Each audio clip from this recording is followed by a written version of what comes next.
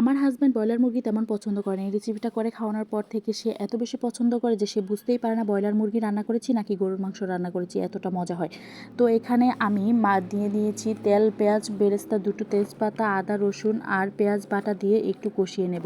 এভাবে চামড়া সহ মুরগির মাংসটা দিয়ে দেব। এবার একটা মশলা বেটে নিয়েছি, এলাচ, দারুচিনি, লবঙ্গ, গোলমরিচ আর জয়িত্রী, এটাকে বেটে নিয়েছি। এবার মুরগিটার সাথে মশলাটাকে ভালোভাবে মিশিয়ে নিয়েছি 2-3 মিনিট। পরিমাণ মতো লবণ দিয়ে দেব। এবার একটু বেশি পরিমাণে লাল মরিচের গুঁড়া, হলুদের গুঁড়া, ধনিয়ার গুঁড়া দিয়ে ভালোভাবে মিশিয়ে নিয়েছি। রান্নাটাকে দুর্দান্ত করার জন্য একটা টুইস্ট হচ্ছে পেঁয়াজ বেরেস্তার সাথে টমেটো দিয়ে ভালোভাবে পেস্ট করে নেবে, এই সাথে মাংসের সাথে মিশিয়ে দিতে হবে। এটাই কিন্তু মাস্ট করবেন, কালার স্বাদ মতো বেশি বেড়ে যাবে। ভালো করে কষিয়ে নিব। টক দই দিয়ে দিলাম। এবার দুটো আস্ত রসুন দিয়ে আর একটু কষিয়ে এভাবে ঝোলের পরিমাণ দিব পানি।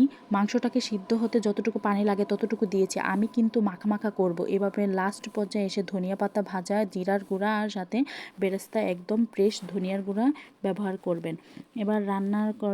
এভাবে রান্না করলে কালার স্বাদ যতটুকু সুন্দর হয় তার থেকেও এটা খেতে অনেক বেশি